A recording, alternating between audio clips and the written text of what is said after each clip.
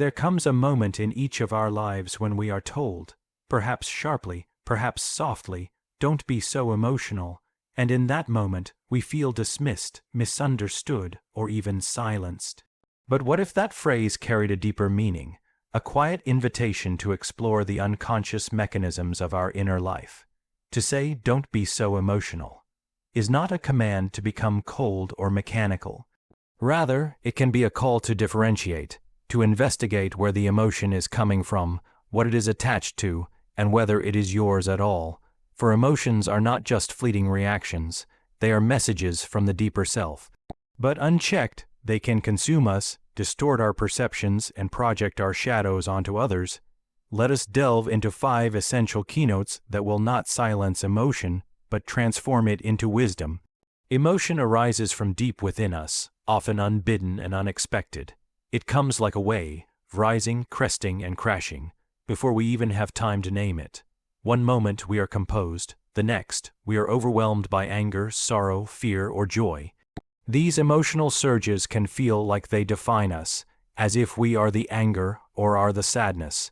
But this is an illusion, an identification with a momentary state that does not reflect the whole of who we are. To understand emotion properly, we must realize that it is not meant to govern us, but to communicate with us. Emotion is not the king of the psyche, it is the courier. It carries messages from the unconscious to the conscious mind. When you are triggered, when you find yourself responding more intensely than a situation seems to warrant, it is not simply about what is happening in front of you. It is about what is stirring within you. Something has been touched, a wound, a memory, a forgotten desire, or an ancient fear. Emotion rises to alert you that something needs your attention, not your obedience, but your awareness. The mistake many people make is to let emotion take the steering wheel. In moments of emotional intensity, they react without pause, speak without reflection, and act without insight. This is not strength, it is enslavement to the unconscious. When we become the servant of our emotional states, we lose our freedom and our clarity. We say things we later regret, we hurt others and ourselves, and we often remain blind to the deeper issue that the emotion was trying to bring into the light. But when you begin to observe your emotional patterns, not to judge them, but to understand them, you shift your position in relation to them. You become the witness, the listener, the one who hears the emotion without immediately becoming it. This inner stance, this psychological distance, does not numb you. On the contrary, it gives you access to the full depth and meaning of your inner life. You begin to ask, why did that remark hurt me so much? Why did that failure trigger such despair? Why did their success awaken envy in me? These questions are not signs of weakness. They are signs of psychological maturity. They indicate that you are no longer under the spell of the emotion, but in conversation with it. To live wisely is not to deny emotion, but to integrate it. Emotions, when honored and examined, lead to insight. They tell us where we are wounded, where we are still growing, where we are most alive. They reveal our longings and our fears, but only if we listen without submission, only if we stop clinging to every passing emotional storm as if it were the full truth of who we are. There is a deeper center within each of us, a place untouched by the chaos of surface emotion. It is quiet, stable, and discerning. When we root ourselves there, we gain the power to respond, not react. We become capable of holding emotion with compassion without being consumed by it. We learn to ask, what is this emotion asking of me? What inner content is it trying to bring to the surface? What old wound is it pressing against? In this way, we move from unconscious reactivity to conscious responsibility. We step out of the role of victim and into the role of inner investigator. We reclaim our power, not by suppressing our emotions, but by understanding them, and in that understanding, we are no longer ruled by them. Emotion becomes a guide, a symbol, a teacher, not a tyrant. So the next time you are overtaken by a powerful feeling, pause. Breathe, do not let it define you, ask it what it wants to show you. Listen as you would to a dream. Remember, the emotion is not the master. It is only the messenger, and the message is yours to uncover. When feelings are left unexamined, they do not simply disappear. They embed themselves deeper into our psychic structure, quietly shaping the course of our lives. What we refuse to face within ourselves does not remain dormant. It reappears, often disguised in our choices, our patterns, and our relationships. It becomes the silent architect of our repeated struggles. Over time, what was once an emotional wound or unprocessed reaction solidifies into something more powerful and invisible: fate. Consider how often people find themselves caught in the same arguments, entangled in the same kinds of relationships, stuck in the same cycles of self-sabotage or disappointment. On the surface, it appears to be bad luck or coincidence. But underneath, it is often the consequence of unattended emotion. A childhood humiliation, left unresolved, turns into a deep sensitivity to criticism. A betrayal, never mourned or understood, becomes distrust projected onto everyone. The sorrow we never allowed ourselves to feel becomes numbness. The rage we buried becomes passive aggression.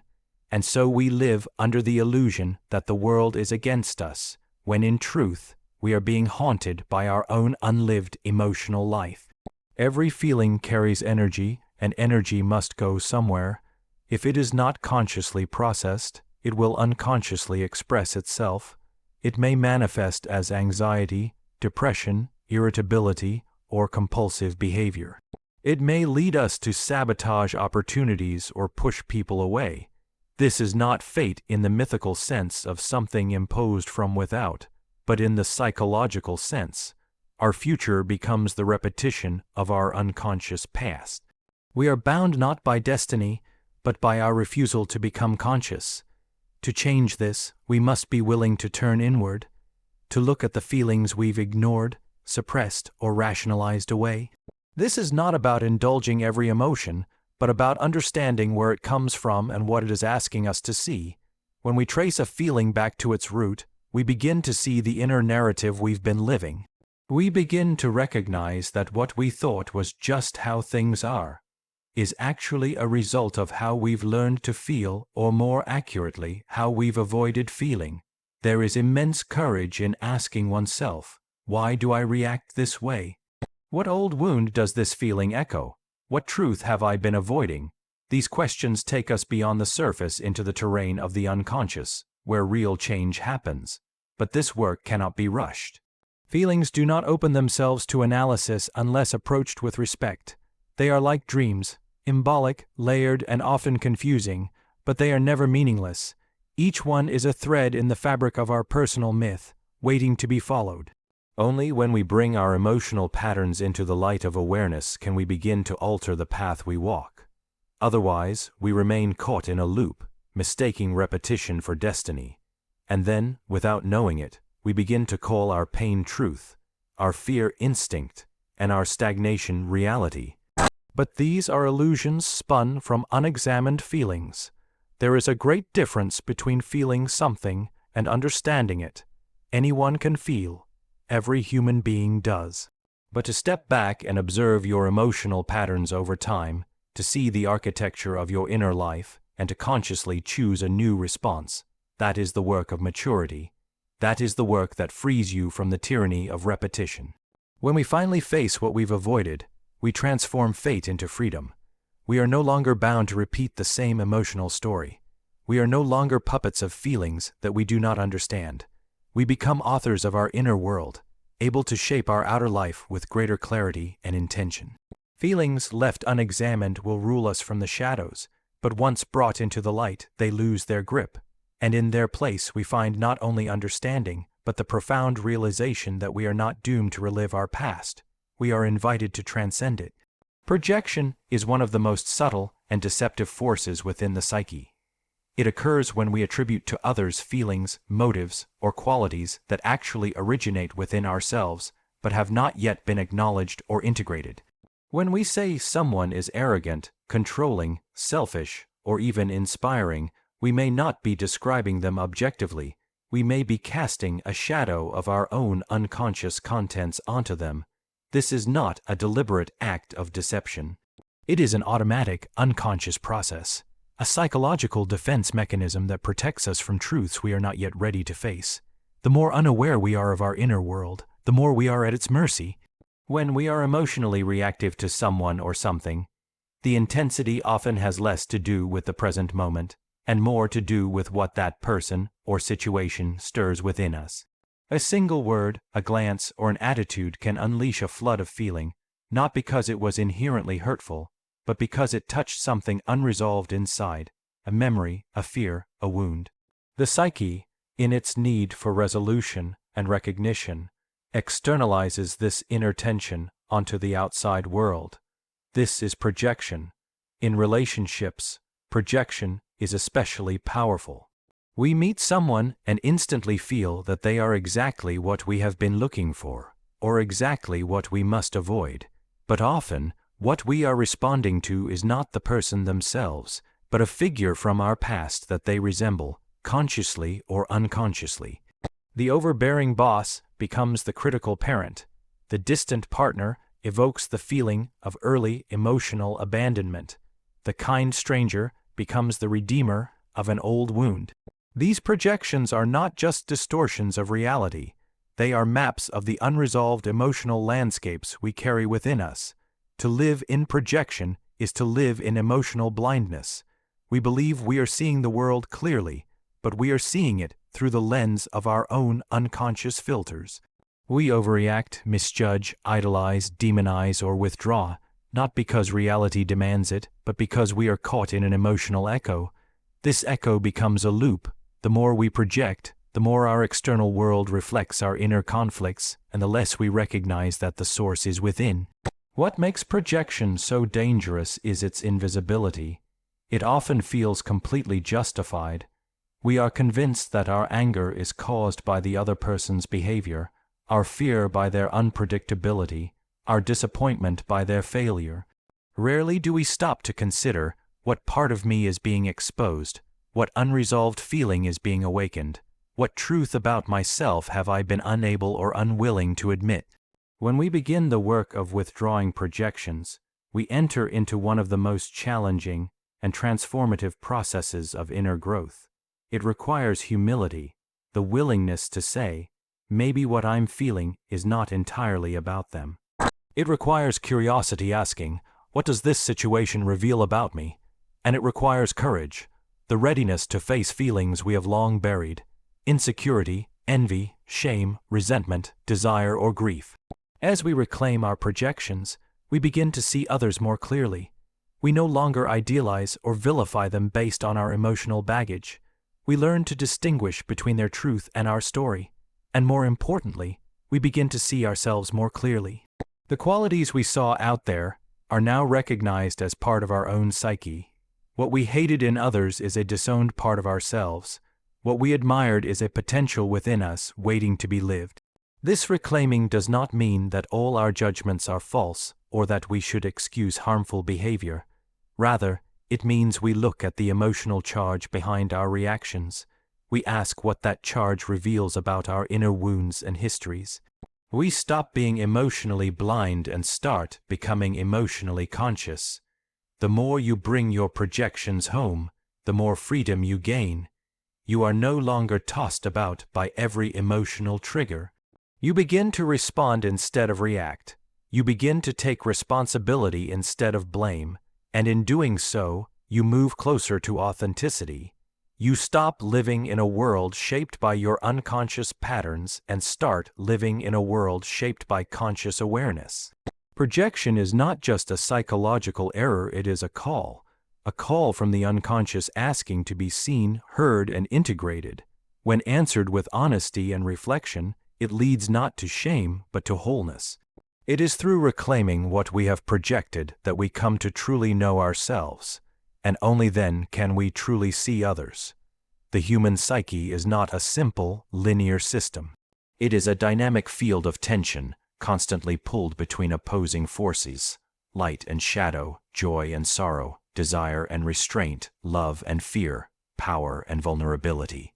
To grow psychologically and spiritually, one must learn not to choose one side at the expense of the other, but to hold both in awareness without collapsing into either extreme.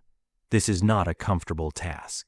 The ego craves certainty, clarity, and control. It wants to label one side good and the other bad, to embrace the pleasant and reject the painful.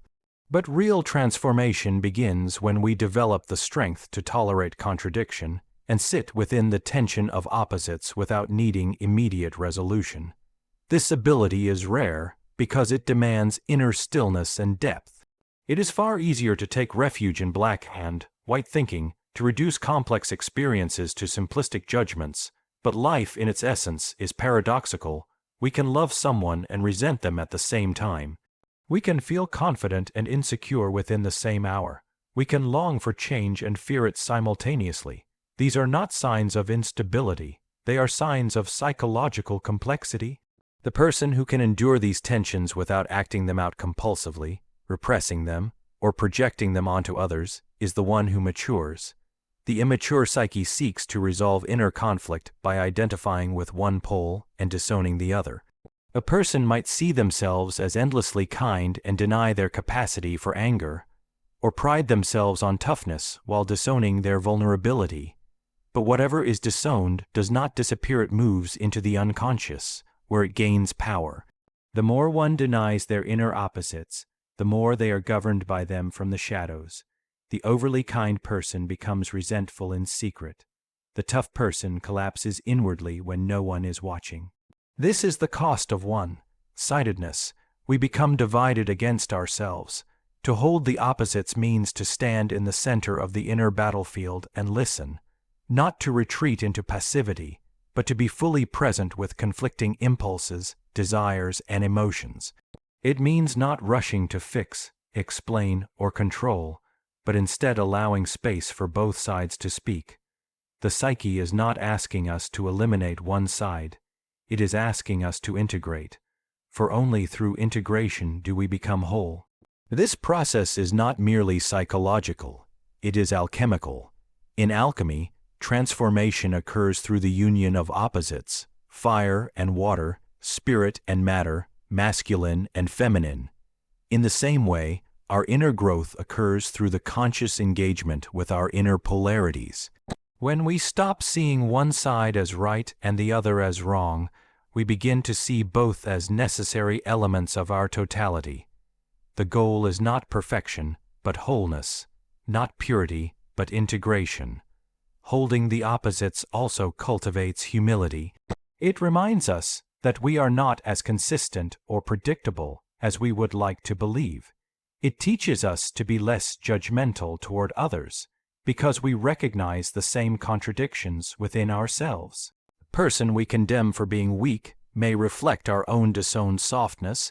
The one we admire for their strength may be a mirror of our potential. In this way, living with the tension of opposites softens our ego and deepens our compassion. This tension is also the birthplace of creativity. The artist, the thinker, the healer, all dwell in the space between worlds, the space where contradictions collide and give birth to something new. Great insight does not come from certainty, but from wrestling with paradox. Growth is not a straight line, but a spiral, circling back to the same conflicts with greater awareness each time. To live consciously is to accept that life is not either / or but both / and. It is to know that you can feel both peace and grief in a single breath, that you can be strong and broken, that you can long to belong and need solitude, that you can love and also struggle with resentment. These tensions are not signs of failure. They are the very soil in which your soul grows. And so, to hold the opposites is to step into the deeper life. It is to become a vessel large enough to contain all that you are. It is to live with depth, nuance, and truth. Not the truth that simplifies, but the truth that embraces the mystery of being human. Your emotion is not your identity. It may pass through you with force, it may color your perception for a moment, an hour, even a day, but it is not who you are. Emotion is transient.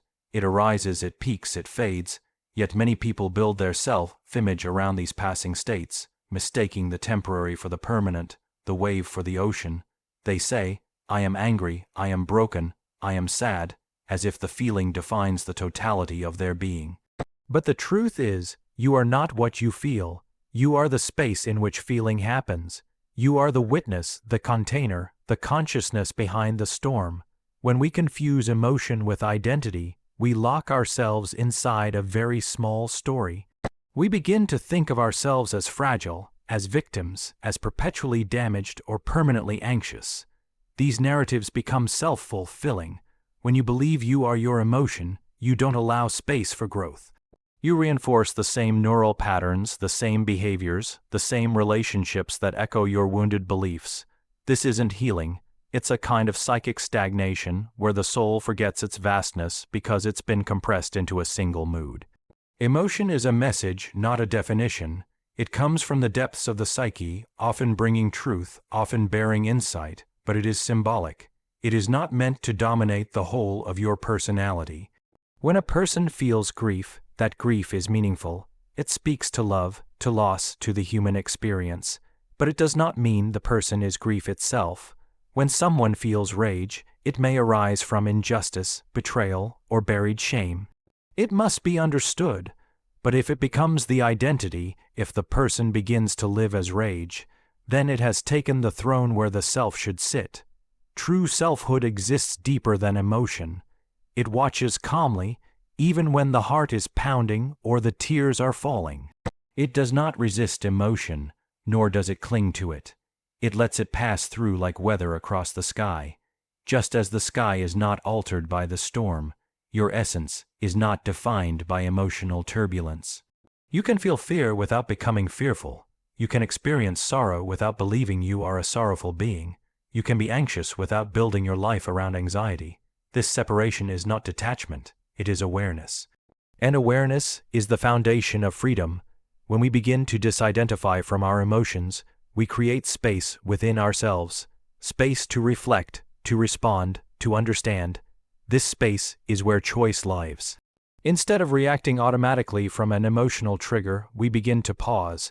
We begin to question, what is this feeling? Where does it come from? Is it true? Is it old? Is it mine? Or is it something I've inherited? Through family, through culture, through trauma. This inner questioning is not cold analysis.